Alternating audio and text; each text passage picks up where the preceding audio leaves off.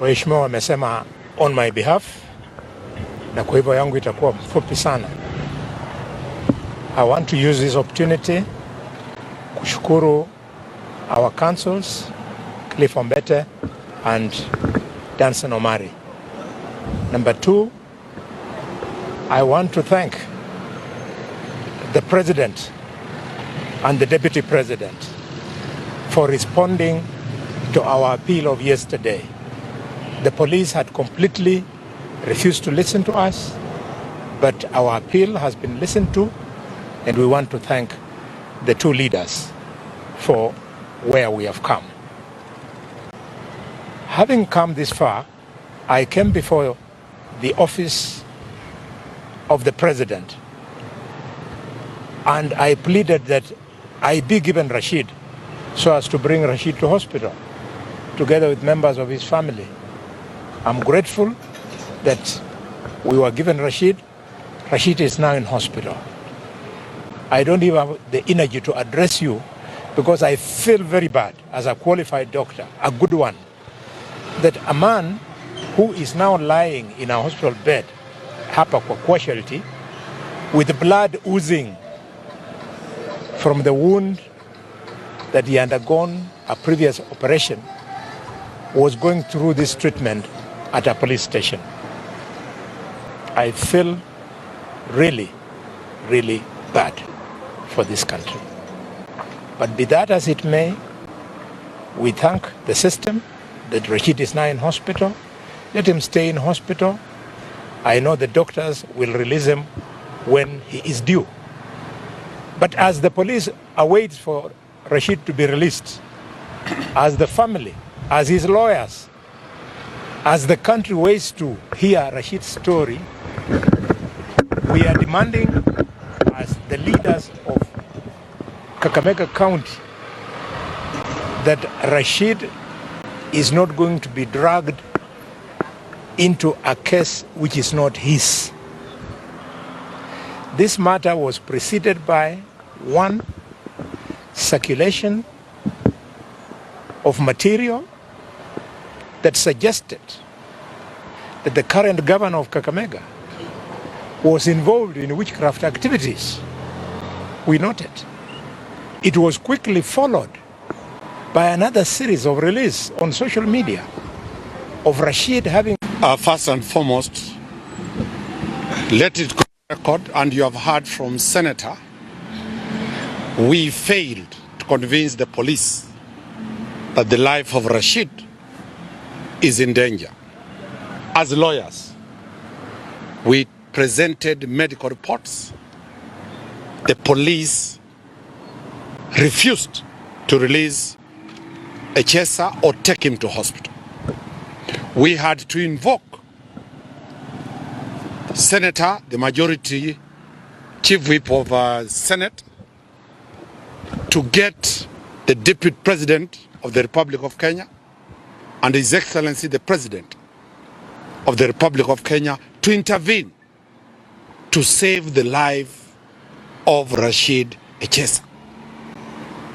Senator Khalwale called the Deputy President and the President and said it is a question of allowing Echesa medical access.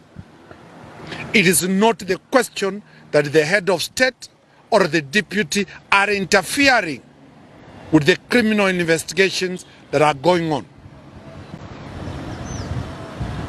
The Deputy President and the President intervened. Today, Echesa has been brought here for medical attention.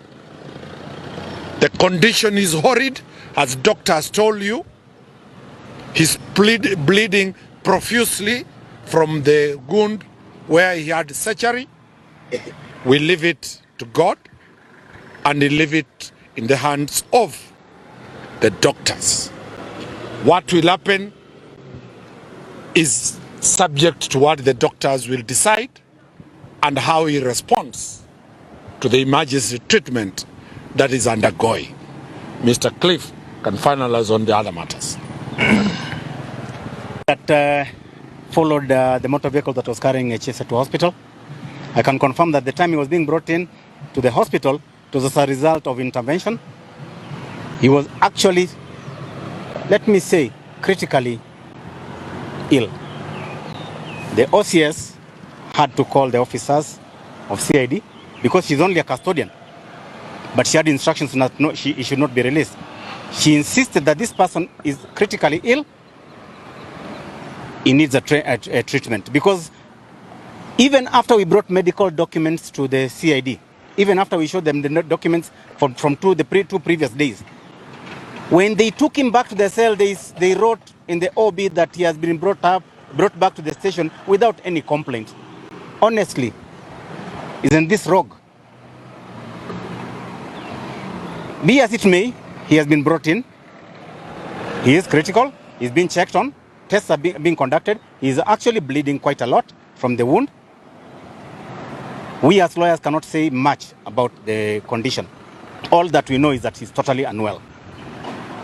But this brings us to a very simple thing. And this I must keep on asking. When a complainant has been turned into an accused person or a criminal, we need to start asking questions again, whether our system is working properly or our system is being influenced. Is it being influenced? Yes. Why?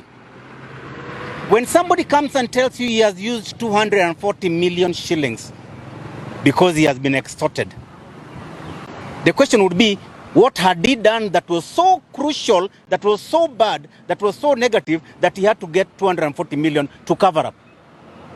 That is a serious question. What was he hiding? If then it is not true, why is he giving false information? 240 million is 240 bundles of 1 million shillings each.